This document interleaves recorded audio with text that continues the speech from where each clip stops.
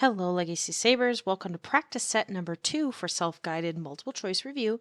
You're probably visiting this video because you're wondering, how on earth is that the right answer? Or just want to hear my explanations. So we're going to go through each question one at a time. Feel free to skip around if you need to. Number 1 is dealing with a call to a method. So we create the string S is world, N is 6. We send that information to a variable method called changer. And it looks like changer is changing some stuff. Be careful with this, okay? Strings and ints, when you send them to a method, do not change. You're not returning anything. It's a void method.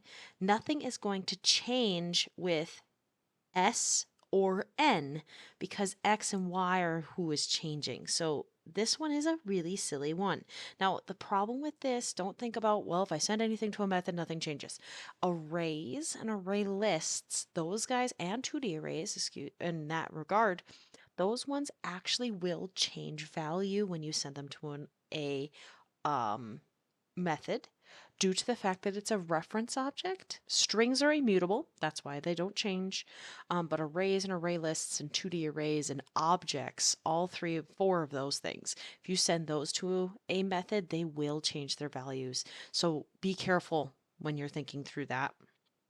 Number 2, they give us a class declaration. They want to know which one compiles without error. I need to make sure it matches string int. That's what I need to do. So string int, ta-da. This one, we have a string, flipped around. And then this one, this is just silly talk. This is someone just making you think that you're the right answer.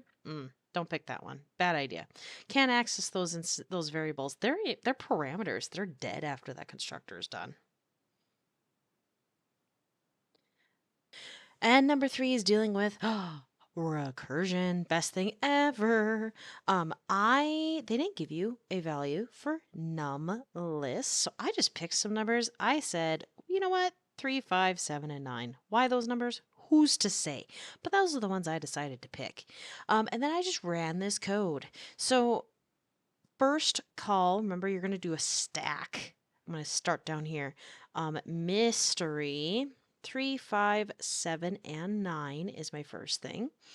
Its size is not equal to 0 because there's 4 things inside. So I'm going to remove the 0th guy into val. And then he's going to call the guy that I just removed, which was 3, plus a blank. Okay, blank check for mystery num list, which is 5, 7, and 9. So 5, 7, and 9 is going to get called again. Size is still not 0.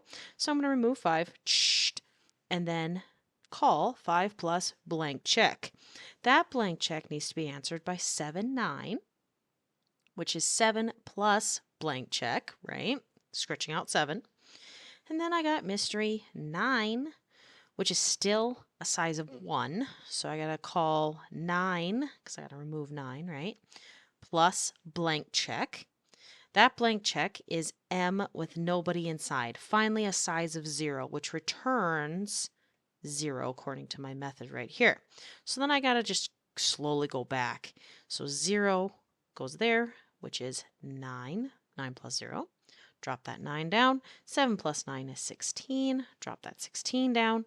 5 plus 16 is 21. Drop the 21 down. 21 plus 3 is 24. Now you're like, oh, whew. But what is it? Well, obviously it's not the value of the first element, right? 24 is not 3. Not the last element. Doesn't return 0. It must be the sum. Now I'm going to check. Is 3 plus 5 plus 7 plus 9 24? Well, 8 and 16? Yeah, that's 24. Final answer. There you go. So this one, again, just like the last one in practice set number 1, we have to just come up with a random list to see what's actually happening with this code. I hope you enjoyed learning some more, and I will see you later, Sabers.